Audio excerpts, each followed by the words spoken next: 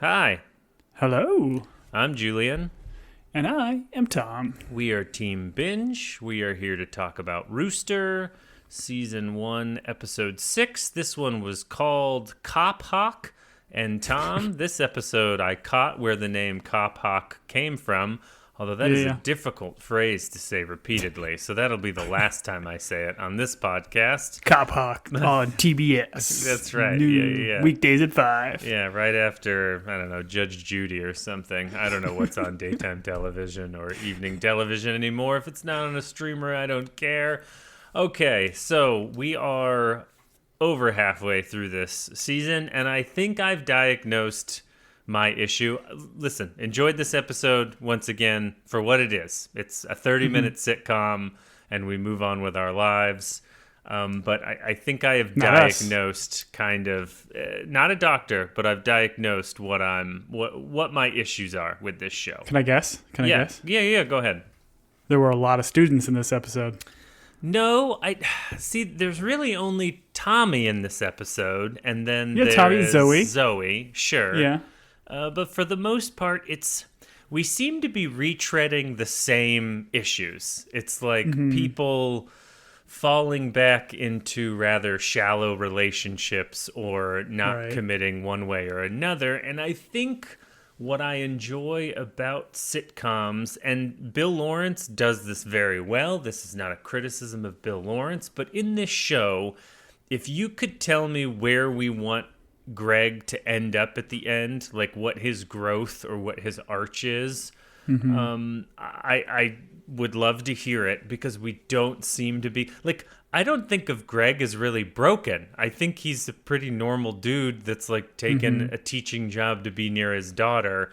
They keep bringing up that he's had issues, but we haven't really seen them, right? He watches hockey, he teaches. I guess he doesn't write much anymore, but I don't feel like he is broken in some way that we're trying to fix, as well as the rest of the characters all seem to be kind of treading water. So I guess it's either it's so funny that I don't care about like the growth of a character, but with a Bill Lawrence vehicle, you're typically looking for some sort of growth and like movement in the story. And I don't think we're going anywhere, Tom, or at least it doesn't feel like we're going anywhere. So that's Yeah. what I've diagnosed as my issue with it, which doesn't mean it's bad. It just means that's kind of my frustration.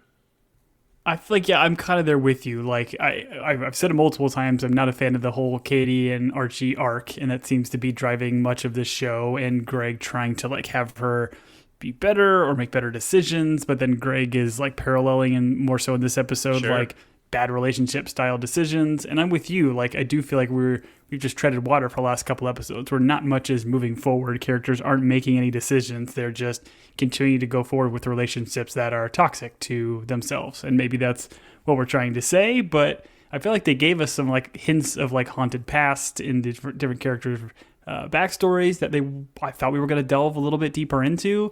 But then this episode just kind of ends with the whole like Tommy Crystal of it all. And it's like, okay, that's kind of intriguing. But again, I don't care as much about Greg's relationship with these frat guys. Like, so I'm with you. Like, I'm still having a fun time with it. It's a good comedy. It's definitely a Bill Lawrence show. You can feel it, but it's not, to me, top tier Lawrence material. Sure, and it's just not touching that like emotional nerve Yeah. that a lot of his shows do. Because so we open this episode with Greg, and he's like reaching out to Crystal late at night for essentially, I don't know what the kids call it these days. They're going to go knock boots.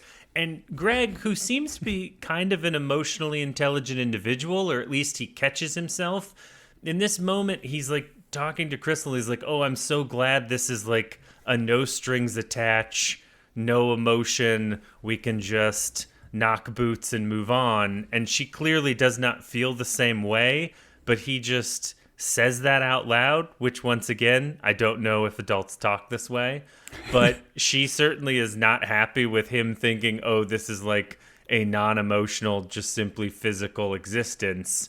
And so, and once again, Greg doesn't seem like that individual. Wasn't he married for like 25 years? And so I don't know. It just throws. And then is the show supposed to be pitching to us that him and Crystal are the long-term relationship we're rooting for, and that's why the Tommy of it all complicates it? I don't understand. I don't know what I'm rooting for, I guess. It's not the hockey team. It's certainly not the hockey coach. Like... No, I couldn't agree more. Like this whole, like when he texted her and said, "You up?" She immediately responds and they hook up again. Like, okay, fine, great. But then they cut to them laying in bed, like giving each other like gentle kisses and having small talk. Like it seems like they're in a relationship. And obviously I get it. This is like a comedy show, but like the way that Crystal came on to him, very, very heavy-handed, you would kind of assumed that she was looking for this kind of relationship that he mentions. But I get that her as a character is upset if that's not really what she wants. But I mean, it's just all this failed communication that, I guess it's showisms. That's TV. They don't want the characters to always be on the same page because it's more comedic. But like, I don't know. It all just seemed really goofy. And I'm with you. Like, I didn't expect the Crystal to be the driving relationship. Like they seemed to set it up for Dylan in the first episode with that potential hookup.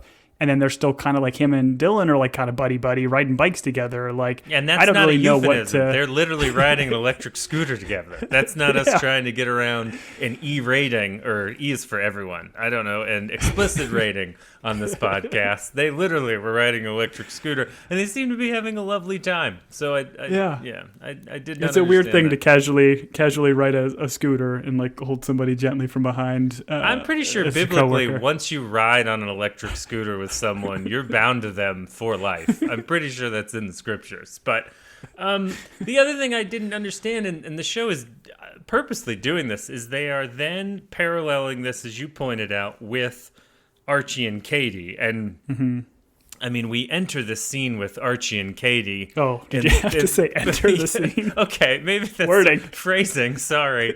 But these two are still knocking boots and hooking up. But it's like the same thing with Katie. Like, Katie, are we getting back together with Archie? Is this just... Archie's clearly not on the same page because he is having relations with both Katie and Sonny, which is established later. So... I don't know. The relationships of it all is not why I come to a show like this. And so if that's my driving factor, I just hope I hope a dead body shows up. That's all I can say, Tom. I hope we start solving mysteries, Yeah, we do love ourselves a murder mystery. I mean, I'm assuming you just come for the Phil Dunster O-face, which I felt like I could have done without. No, I don't even that was a lot. I don't even want that on air. I'm going to have to explain that to someone someday. I don't. But he like mentions in this conversation with Katie, I think it's him, of like this forbidden love, or it feels forbidden. I'm like, really? Like, what are we doing here? Like, they are still married, right? They're not actually divorced. So if they're still hooking up like this, yet he still has a girlfriend, like, what is Katie doing? Like, these character choices just are nonsense to me, and I don't get where we're trying to go or what sort of fun conclusion we can get from this, because everybody just seems to be in the wrong here. Sunny seems to be kind of opening up her eyes to it, but even she is like, last episode she had F this guy and then is still kissing him and drinking coffee with him, and I don't know. I don't know where these characters are going. I don't either. To your point, I think in this, Archie's like, I love you. And she's like, no, we're not doing this. And he says something like, well, don't you like this? And she's like, yeah, it's forbidden. It's wrong. And so to your point, like, while they're married, I guess the rest of they have to sneak around because the rest of the campus has essentially rooted for Katie being the like one who got cheated on. And then Archie and Sonny are pretty public. So that's why it feels like forbidden and wrong. But to your point, they're all in the wrong, and I don't really know how that helps me, other than this leads to Greg showing up, knocking on the door. I think we get a little bit more open mouth kissing with Rufus is the dog, or whatever his Italian name is, Giuseppe. And then Greg shows up with his electric. Which, listen, if you want to give me an episode of just Greg driving around on this nerd bike all day, I'm all for it. But he shows it off to Katie. She's not impressed. I do like her line. She said something like, it's half as cool as a motorcycle, which is a great way of describing it. True, yeah. And the cop, who's one of my favorite characters on the show, we get maybe 30 seconds. I really wanted Tommy to be the son of Crystal and the cop. I wanted that to be the dynamic, but that's not. We've got a cop Hawk who we later find out has a son on the hockey team. That's what it is. Yeah. Yeah, I don't know. Like, I like this cop. I still like the actor playing him, but I almost feel like they're making him too dumb in some of these scenes. Oh, you mean when he hands out the Monopoly get out of jail free cards later on, Tom? You think that's not something a real cop does? Well, I guess, is the point supposed to be that he's like a campus cop, so he's not real police? But I don't know. This is why we need a murder. Let's see this guy really flex his cop abilities, you know? Yeah, we talk about, like, I don't know if you riding this bike is illegal. We got a computer at the office. If no one's using it, I can look it up, like, the legalness of this. Like, I don't know. Like, I don't mind his banter, but I felt like this scene, and then especially later on with, like, the hug and the Monopoly card, while funny banter, it's almost too much. I would love to know if the police department is the same way that the way doctors have gone, where in the end they go to all this training in school, but they do just go like Google something, because you can't keep all those laws straight. There's so many laws, you know? Mm-hmm. There's so many body parts. How do doctors keep it straight? They Google it, Tom. They Google it. I've seen Pitt. That's what they do. Like a new patient comes in, like, oh, let me Google it. You know what's funny, Tom, is every time I go to click on this show in HBO's menu, there's about 8 different shows. I'm like, man, if only Tom and I had made a different choice. And once again, I don't want to just like abandon the show or say it's bad. It's got a lot of charm and there's a lot of heart. It's just, we're at episode 6. We've got 4 more to go. And it's kind of like, where are we going? And like, what do I want us to get to? Where do I want to drive the electric scooter to? And the answer is, I don't know, other than into a lake, maybe, you know? But talking about, well, one other thing, talking about when you go to HBO, it tells you to watch like 10 different things. Just a small gripe here. It always tells me there's a new episode of something that I watched like 5 days ago. Like, knock it off, HBO. I've watched it. Fix your algorithm. This is our letter to Mr. HBO. Mr. HBO, fix your magical machine, okay? Uh-huh. Yeah.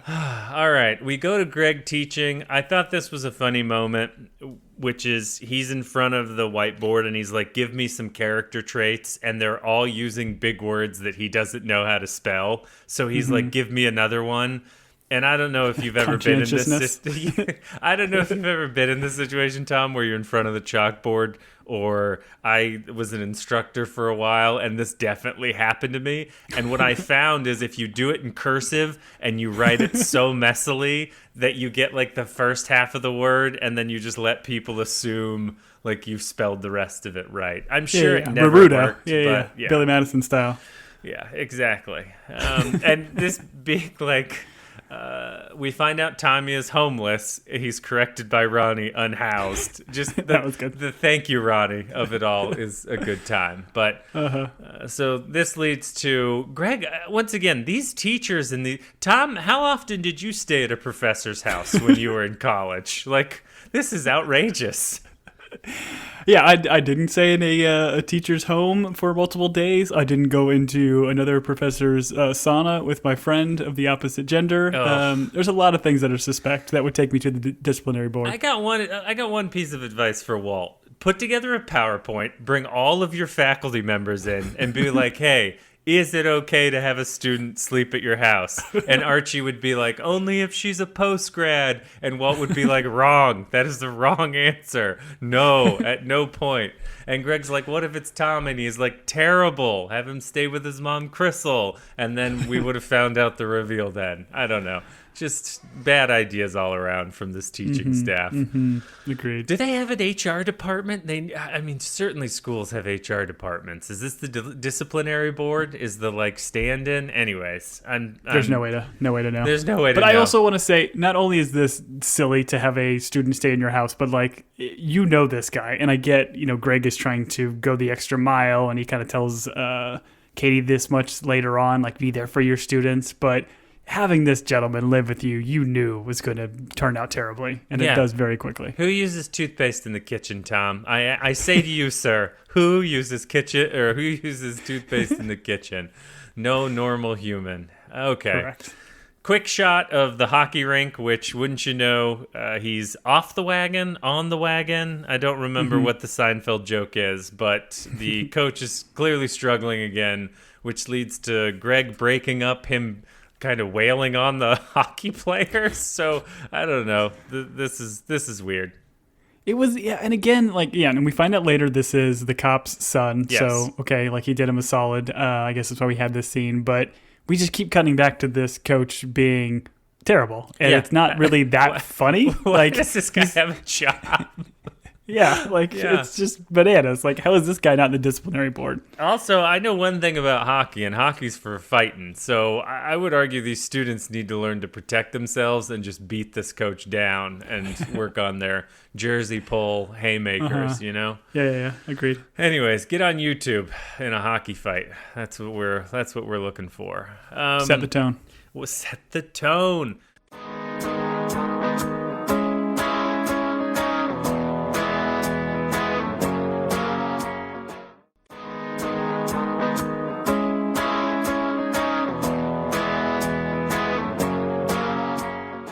We have Walt doing, I guess, some sort of lecture. I don't know if this was a guest lecture or whatever. It's about Teddy Roosevelt. Honestly, I would love to listen to John C. McGinley talk about Teddy Roosevelt. I would read that book. I would listen to that podcast. The audiobook, yeah. But this is very Dr. Cox in this moment. He's asking questions, but he doesn't want the students to answer them. And he's like, it's kind of my thing. I answer my own questions. I thought this was beautiful. Helps me command a room. Yeah, exactly. He brings up, and I just want to point this out, I'm sure we've all heard it, but he brings up Teddy Roosevelt's greatest speech, which if you go on YouTube and you type in "man in the arena," there's someone who I'm assuming uses an AI voice because there's no way a human talks this deeply and this strongly. But you can listen to all these speeches, and I would highly recommend people listen to the Man in the Arena. It's a great speech. It'll get you fired up to go punch your hockey coach if he's ever drunk in the rink. Now, this is the same speech he gives in Night at the Museum. Is that correct? Oh, Tom, I don't know. I don't know. I'm a bad father. My kids love that movie, and I don't watch it. I'm on my phone while doing other things. That's Robin Williams at his best. Well, not his best. He was fine in it. He's better at a lot of other things, like Mist Doubtfire, which is brought up previously. Right. That's fair. I'll give it a try just for you. Thanks, bud. All right.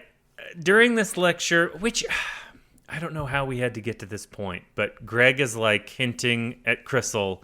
He's like, hey, I've been trying to get a hold of you. I'd like to see you again. And she demands some respect. She's like, hey, if we're going to be in a relationship. And he seems to be taken aback by this. But once again, Greg is a decent human. I find this a little bit strange that he's like, okay, I guess we'll go out on a real date. I needed you to put your foot down about this, but I don't know.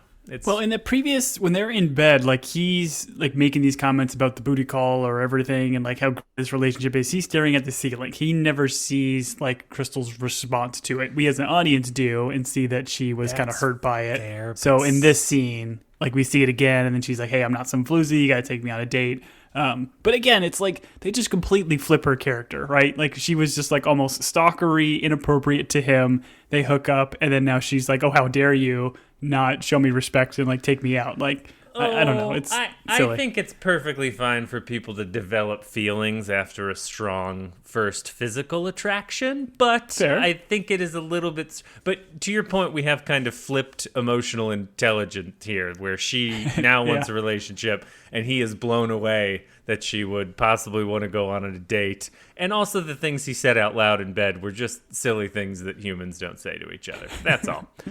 He's like, I'm so glad you're not making me go to Home Depot on Saturday and do chores and stuff. Man, this uninhibited lovemaking is incredible. I don't know. It's just silly all around. Or they're going to go to Bed Bath & Beyond. Who knows? If they have time. If they have time.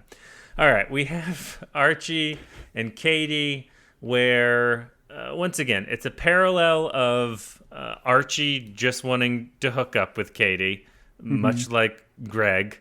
And this is where Katie puts her foot down. And she's like, wait, are you also sleeping with Sonny at the same time as you're hooking up with me? And Archie is Greg and Archie are on the same wavelength here. Archie's like, well, not in the same 22-hour period. And she points out, she's like, you're making sleeping with two people the moral high ground, which honestly, his mental tap dancing that he does, Archie should go into politics because he had me believing it for a minute. I was like, Archie's making some strong points right now. 22 the way hours. He walks away from the scene, making it seem like it's her decision to be the good person and make the right decision. It is verbal jujitsu for sure. Oh, and he's a scumbag, clearly. But yes, he does make it her choice that what he's doing is wrong. I don't know. It's incredible. I believe the kids call it gaslighting, but I've never been quite sure on what the meaning of gaslighting is, other than when you're in downtown San Diego and all the lights are powered by gas. I thought it was you and your buddies go to the gas station and get in a gasoline fight accident. Yes, that's exactly right. The one time you do it, the last time you do it.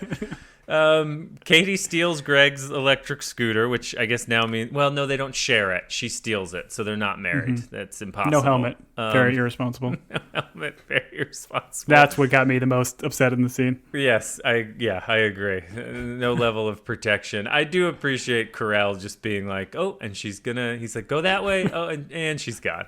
Loop it around. Yep. Oh, no. He's still very funny. He still tickles my funny bone. Thrown into this episode is Dylan on her way to get the review started again, the paper copy. So she's telling her students this is going to be the best. And I don't feel like her students, she wants this more for her students than her students want it, which I think is interesting. And as a parent, I can completely understand when you want your child to achieve something more than they want to achieve, and it's just going to lead them to cigarettes and drugs, but it is what it is. Hey, cigarettes making a comeback. Did you watch this show? Oh, man, cigarettes are the best. Brought to you by Philip Morris. Cigarettes, they make you feel good. Use the code Tom and Julian next time you go into a gas station and you buy cigarettes. You'll use the promo code Tom and Julian, and they'll probably do something for you. Okay, I love this bit where Walt shows up and he's like, hey, I know you, well, I thought you wanted to talk about the anonymous poem that was submitted. I loved this so much. The devastation on his face. Oh, man. And it was the subject line was impressive. The Irish potato famine. And then Dylan's response like, oh, that's not going to work for me. So good. An Irish person during the potato famine. Listen, I attempted to use AI to write me a quick poem of the Irish potato famine, and it was all very inappropriate. I tried to say, write me a poem that was kind of funny, and then I'm like, oh no, I'm not going to read these. These are terrible. It's just a lot of people died. What rhymes with died? All right, incredible. Just John C. McKinley is just cooking with gas.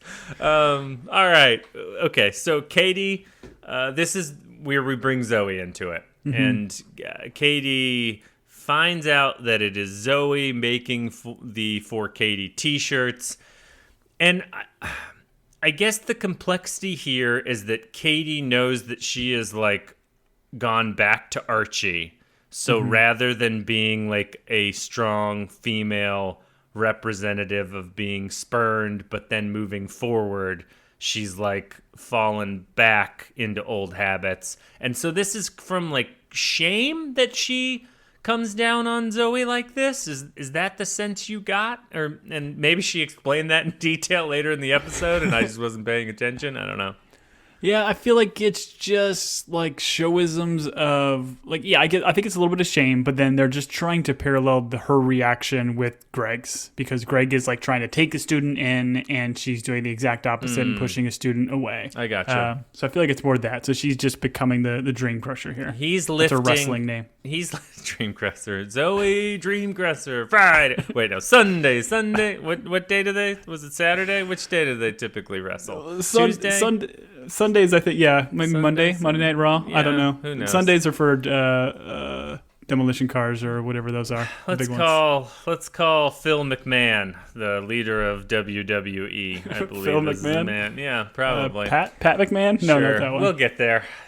No, that's the guy that shows up at your door with a check from the clearinghouse, Pat McMahon. All right, we're sober. Here we go. Let's go to Greg and Tommy. I was going to say Tommy steals your toothpaste and Zoe makes you T-shirts. That's the parallel of these two. We get a sense of them as roommates. Tom, surprise, surprise, Tommy's not a good roommate. Greg is like hurrying to get to his date. All of these comical things are happening that he can't get out the door.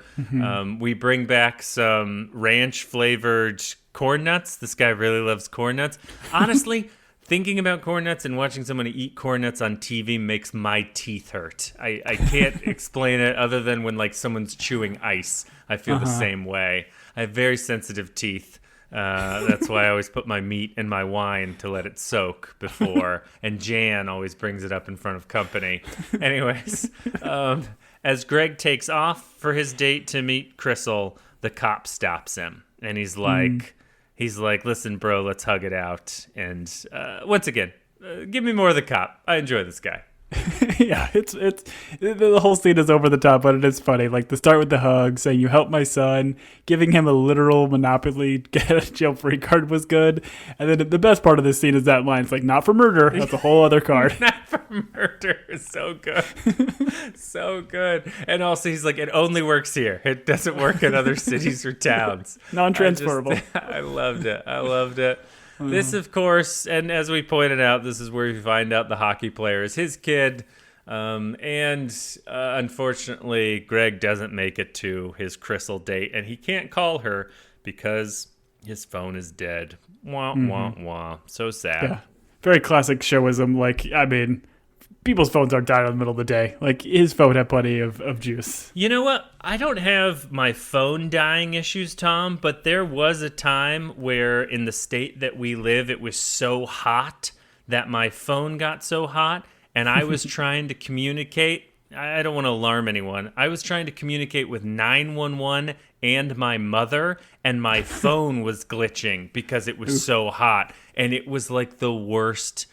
It was one of the worst experiences to not be able to communicate. And you just wonder how people used to do it before ham radios and home phones. You know what I mean? Yeah. They had to write a letter to 911. They found my kid at the park, so it was all right. Okay, so let's move on to the hothouse where Wait, who found your kid? Wait, what? Who found your kid? The good people, not the people we thought stole them. It's fine. Not the one that was giving him a bike? Yeah, they're fine now. They're okay. They're well adjusted. Other than the aforementioned drugs and cigarettes, my kids are doing just fine. There's no way of knowing when it started. Actually, you know what? They may have gotten him at the park that day.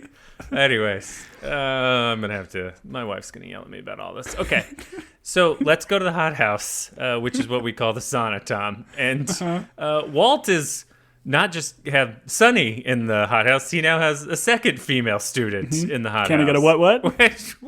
What is happening here? It's so weird. Oh, man. And it's so weird. All of this, because you can't advise in an office, Tom. You can only advise in the sauna. Shirtless in a sauna. Yeah, Shirtless in the sauna. And we find out that Sonny did not get an internship, Tom. He did that thing where he's like, you didn't get the internship. You got a job. Yay, we're so happy. And Mo is there, and they're happy, and Sunny is now overwhelmed because she's realizing that this job, which she applied for and knew where it was located, it's all coming to the realization that she's going to have to, I guess, move coast to coast, it seems. Yeah. But Tom, it's a top biotech firm job, and Walt had to call in. The way you said that, biotech firm job. Oh, no, sounded inappropriate. No, that's with the wrong emphasis. Well, this is, and I think this is why Joni is upset, because it seems like that the person Walt called the firm job in on, Joni He seemed to have some history, and so now Joni's moving to a hotel. I don't know. Did Walt have an affair? What is this about? Or is this like a former love, a former firm job love? I don't know what this means. Yeah, I mean, that's the only thing that I went to as well, is Diana Jennings. Oh, you got a name. History. Good for you. I didn't even. Yeah. I wrote it down. It's going to be key. Oh. Yeah, I mean, that's what it's got. I assume it's what it's got to be. I have no idea. Hey, why is Connie Britton gone? What happened? Did we know Connie Britton was not going to stick around? They brought her in for one episode. I know they bring Riggs back for like 20 seconds in this one, but it seems like they really didn't work out scheduling with when these actors were going to be around. Is Connie Britton going to come back as Diana Jennings, but in like a black wig? And she'll be like, I work at a biotech firm. What? I don't know. Anyways. I agree. She was great, and she was great with these other characters. She had a good dynamic, so it is kind of a bummer that they wrote her out so quickly. I'm assuming she'll be back. She's too big of a name. Maybe in season 3, Tom. Season 3 in 7 years when they release season 3, and we're still potting about it. All right. The most fun, as people who speak English like to say, is Greg and Dylan riding this electric scooter together, and now they are bonded for the rest of life per the scriptures because they rode an electric scooter together. I don't know. Let's have these two spend time together. They seem like they have a lot of fun. Dylan's like, oh, this scooter is rad, and like is instantly in on it. And I think Greg needs someone to encourage his whimsy. I thought this is great. Yeah, I mean, he has, again, I just don't know what the show is doing. If they're still trying to, like, play this off as a potential love interest. Like, when she got on the bike, I assumed they were going to, like, drive by Crystal, and she was going to, like, clock him and then get mad that they're close. Like, that's the way this was shot to me. But, I mean, I don't think they're trying to do romance with him, but these are semi-romantic things to be doing with a coworker. Let me ask you a question. Do you think at this point, either Dylan or Greg has read the other's work since the first episode when they both agreed they would read the other's work? Absolutely not. No, definitely not. Definitely not. Also, has Crystal gotten to ride on the electric scooter? She hasn't, right? So this does seem like something maybe Greg needs to get his priorities. It is a little bit strange to have someone else electric scootering with you when you're, although they're not talking at this point in the episode. Let's not get into the neighbors. Electric scooter of it all. That's true. But Greg and Dylan are neighbors, so I don't. It makes sense that they would like run into each other. So scooting around with the neighbor takes priority over the person you're scooting around in the sheets. I gotcha. Good point, Tom.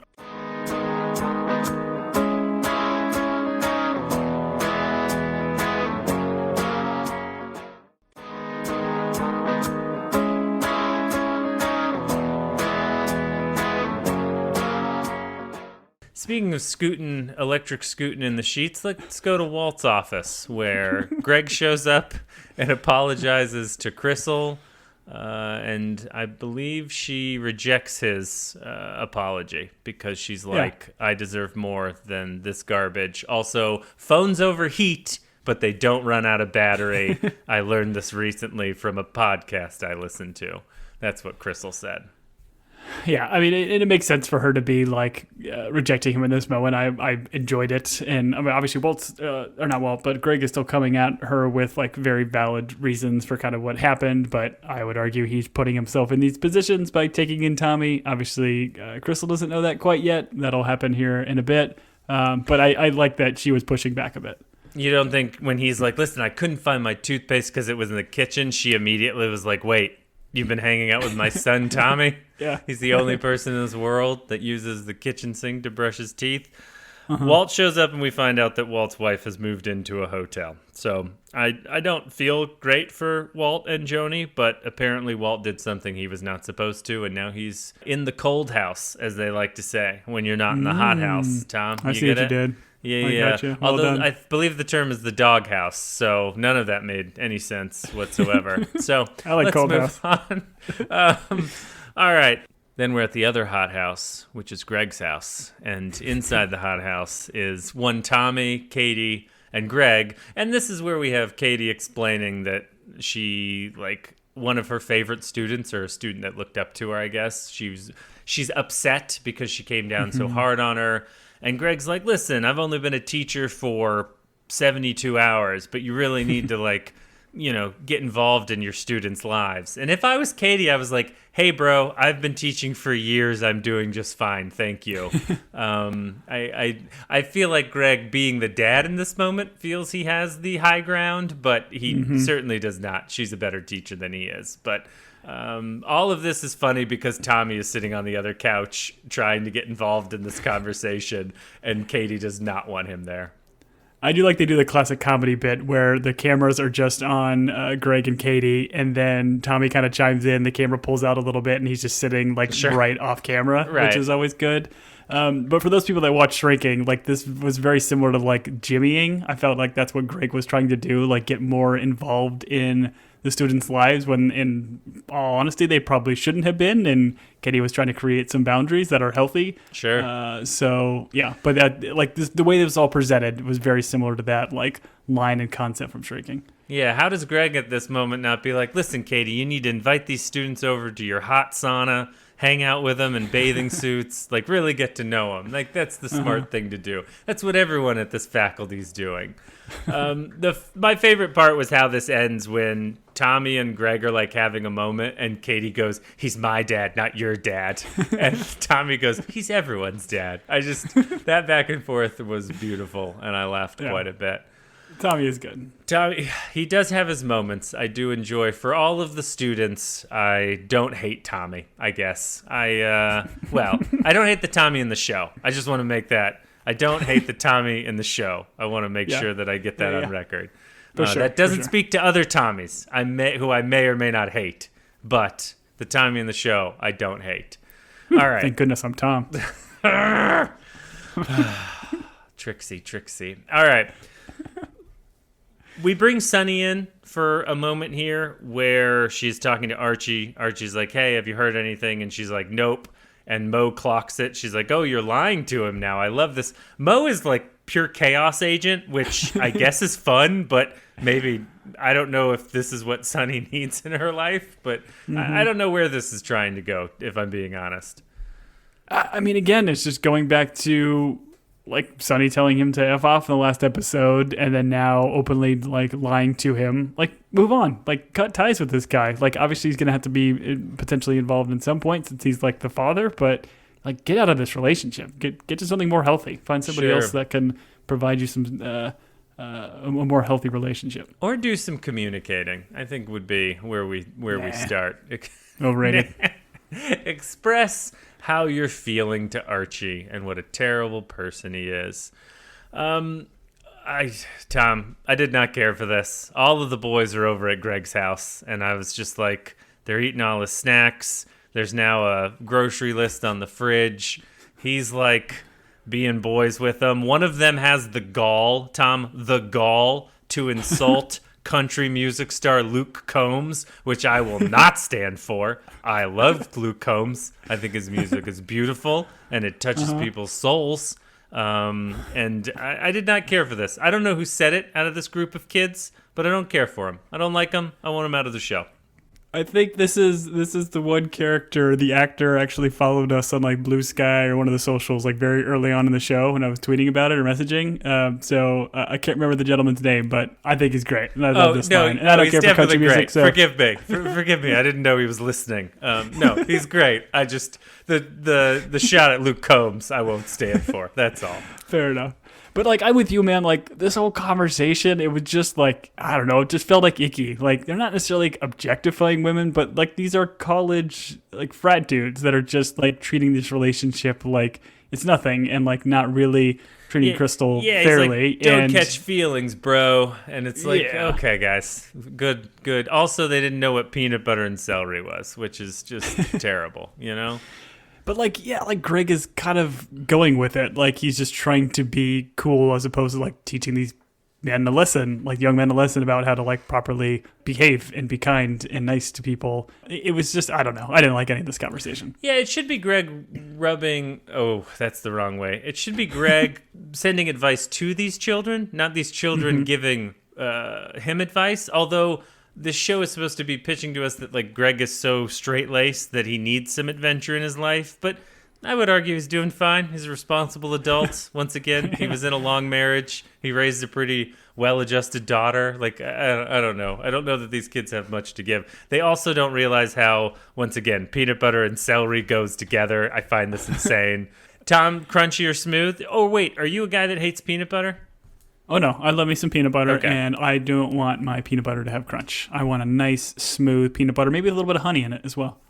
Now, you hate vegetables. In fact, you're allergic to them. We're on record talking about that. Would you eat a vegetable if it was slathered in peanut butter? It's a hard pass. Okay, hard pass. All right. For those Wait, of you, wait. For those Did of it you that have have been sending raisins? us bouquets of celery, please stop. Tom's deathly allergic. And no, they If you don't put have raisins on them, Ugh. if it's got ants on the log, then I will eat it. Honestly, that makes it worse. The idea of like a sweet former grape on top of it is terrible. No, thank you. Former grape. All right. But like, so, I want to call out one other thing right here because Yeah, like go ahead. this is like Greg trying to be kind of sort of the Rooster thing, and I also want to say just the show was pitched as him becoming like this unhinged like college frat guy, but he did that for like an episode, like Sure. half of an It was episode, the best and now night he's of just his back life, to Tom. being normal. Like I thought the show would have like delved a little bit deeper into that and have him like have some moments of like crisis or whatever, but it was just all surface level and seemed to be for the trailer. Yeah, I mean, if we're going by the like old school map, it's something happens to this person, they turn out to be super boring, they go to a college environment and they let loose, they have all these adventures, and then it turns out that like the debauchery and the like temporary fun is not what's important in life. It's like the long-standing like love and relationships, those things matter. Like that's the lesson we learn. I don't know if the show is just not brave enough to let him go off the deep end for multiple episodes, or whether or not they realized it just was already done before. But you make a great point. We're like, even in the intro to the show, it's him as Rooster with the glasses, and we barely even saw that, I would argue. He was still relatively tame in his debauchery. So, I don't know. Once again, if he, I don't know, murdered someone, I don't know, said something super terrible and got canceled for an episode or two because he was hammered in class, that's the type of Rooster I'm looking for. I think we would all agree with that. I mean, at the end of this episode, I think Tommy knows too much. That's true. Tommy's seen too much and knows too much. That's for sure. He's heard too much, too. Oh, man. All right. And the whole reason this is discussed that Tommy is with Greg is because he made a deal with his parents that he would get certain grades and they would, you know, pay for him to go to school and rent, that sort of thing. And he seems to be doing terrible. But Greg is like, hey, I will help you. We will put you on a path to a better, I don't know, grade so that you don't have to go home to your dumb parents. So, I don't know. Let's finish this up with a little bit of Katie and Zoe, where Katie shows up and she's like, hey, I'm sorry for coming down on you so hard, but, like, I'm not handling this well. I know you're, like, rooting for me, but I'm struggling. So, I thought this was interesting. I don't know what the motivation is. I think it's okay for adults to yell at kids and then move on with their lives. I don't think we always have to apologize, especially when we're for sure. slapping the raisins off of their ants on a log, Ugh, yeah. But yeah, she's trying to, I guess, recurry favor with this student because she wants to be the favorite professor. But I don't know if she's doing this like on her behalf or on Zoe's behalf. Like she's almost like doing it to make herself feel better, or that she wants her to like her, less so than trying to like help Zoe. I don't know. Yeah, I don't know. Zoe seems to appreciate it. Maybe she feels better. Katie feels better. We move on. We just need Zoe to murder Archie, and that will be our murder mystery, I don't know why I want someone to die in this show so bad, but I just hope it's not Greg, I guess, or Dylan. I want Greg, Dylan, and Walt to survive. Riggs can die, because Riggs shows up and takes Dylan's job, and I didn't like this at all. I was like, just leave the guy out of the show. Like, I don't know. See, here's the issue. How much time did we spend with Dylan in this episode and the last episode? Like, very little. We get So these, little, like, yeah. we get the shot of her talking about the review. We get her on the scooter, and then, oh, guess what? Like, the things that she's thriving at and enjoying, we're going to take away. Because Dean Riggs, who is, like, Walt's bad at his job. Let's just say that straight up, because he's letting Dean Riggs come back to do this job when Dylan was doing well. I don't know. Like, I think this is a terrible, like, misuse of Dylan and the actress that plays her, because I am interested in that storyline, and they just don't give it the time. Yeah, they set it up so well in the beginning for her to be a very interesting, dynamic character with everybody else, and they kind of sidelined her. And yeah, like they have her being her best self here, only to have her just be completely destroyed when she's finally becoming comfortable. He kind of comes back into the picture and even makes some like jerk comment. Like, I don't get it. Like, why did you have Riggs go just for her to slightly be happy and now be miserable again? I don't know. Oh, maybe Riggs will get murdered. That would be fine. Maybe that's what we're setting this all up for. Everyone's got motive, and season 2 is Rooster trying to solve the mystery of. Ooh. That would be fun. Like, if he had to be Rooster, give him a murder mystery, and like, you know, make it a fun, jokey murder mystery. You know, like someone dies that no one really cares about and is kind of terrible, like Dean Riggs. And then you're like, oh, he gets to Rooster it up. You know what I'm talking about, Tom. Those are the Carl Eisen books. They're usually murder mysteries. So, I mean, let's do it. If we're going to go Rooster, full Rooster, let's do it. Let's murder some people, you know, but only the people we don't like. All right. So this leads to the Greg and Crystal date. And we find out her real name is Crystal. Fine, I guess. I don't know. Like, tell him your name is Crystal. I guess I was confused by this. Like, I thought her name was Crystal the entire time, and then like Walt made some kind of comment where he calls her Crystal. She corrects it, but then like they make it seem like, oh, I want to go by Crystal because I liked it and made me feel a different person. I was super confused by all of this. Yes, I can see the confusion because I think in like episode 1, Greg's like, oh, Crystal. And she's like, and he gets corrected to Crystal. But we find out, yeah. Anyways, it's dumb, I guess is all I can say.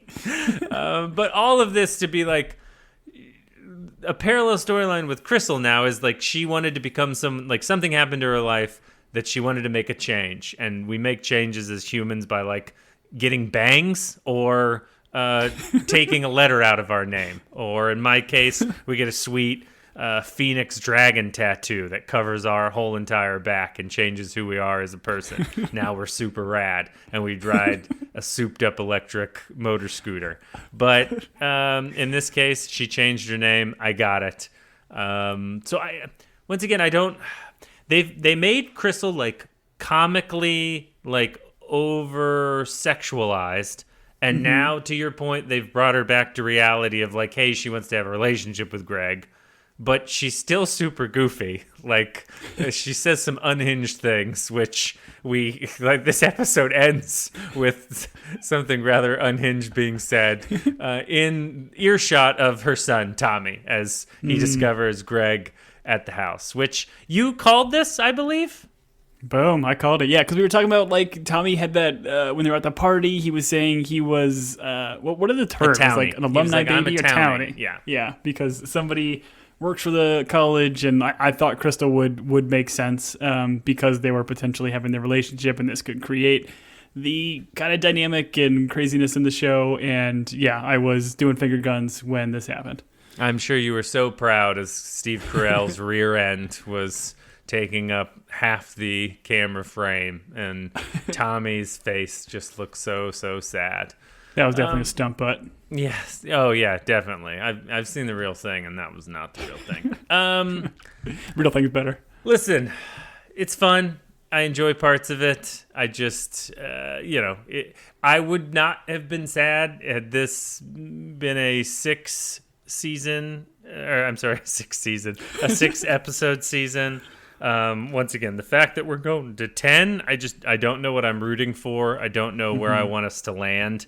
I mean, it could just be like, hey, this is how humans are and we don't change. And so how we began this season is how we'll end this season. You know, that's not really why I come to television, but it is what it is. So I'm it's enjoying just odd it. for Bill Lawrence joined, like, usually when he does these shows, he'll have like an arc, like Shrinking, that Apple show that just ended season 3. I think when they wrote it, or at least wrote the storyboard and outline, they wanted to do 3 seasons because they knew where they wanted to take the characters and what they wanted to do with them. I think they are going to do a little bit more of that show and just do like a little time jump because the actors are great, the characters are great, and everybody loves the show. But like this whole show, I feel like is just kind of wandering and is a bit aimless. And maybe I'm wrong. Maybe they have some more stuff up their sleeve, but I haven't sunk my teeth into this show like I have quite a few other comedies recently. I don't even know if wandering, but running in the same place. Like they're just kind of we're treading water. So meandering, perfect, love it. That's a $5 word anyone can use. Don't ask me to spell it on a whiteboard. That's for sure. All right. Well, for those of you that are sticking it out with us on this, we appreciate you. You can reach out to us at teambingepodcast@gmail.com. If you've got questions or comments, something you'd like us to address, if you want to shine a little bit more light on this show, if you're like loving it and we're just not picking up what it's putting down, once again, like shine the light on it for us. We'll talk about it on the pod. We'd love to be, I don't know, wrong or get a different perspective. A lot of times, Tom and I are on polar opposite ends of what we like. And this one, we seem to be aligned where we're both kind of like, okay, cool. Did you just say you like to be wrong? Because I don't know if that's true. Did I say that? Oh, sometimes I just say things on this recording just to fill time, Tom. I don't. I blacked out for a little while there. Have we done socials and reviews yet? Because that's where my brain is at. But we haven't. I've got it. I love to be wrong, Tom. So I mean, you're wrong a lot, but yeah, when I call you out, you don't seem to enjoy it. Erroneous on all counts. But yeah, if you're enjoying the show, follow us on the socials at Team Binge or at Team Binge Podcast. I do want to do a quick shout out to Adeline, who I believe has joined our show or our podcast from this show. I think she said she even got her husband into it, who's not a big podcast fan. So again, really appreciate you. I believe she left us a review. Apple Podcast didn't actually have any of her comments on there, which she said she did. So I'm assuming her comments were just riddled with curse words. Yeah. They take them off when they're super negative. So thank you. But sincerely, thank you for listening. Thanks for engaging on social media. And yeah, if just like Adeline, if you're enjoying our shenanigans, leave us a 5-star review on Apple Podcasts. We'll read it on the pod, and it really helps us continue to grow our show. So thank you, and we got 4 more left, Julian. We can do it. Okay, we're going to do it. For Team Binge, I am still Julian. And I am still Tom. Cock-a-doodle-doo! Till next week. Bye-bye.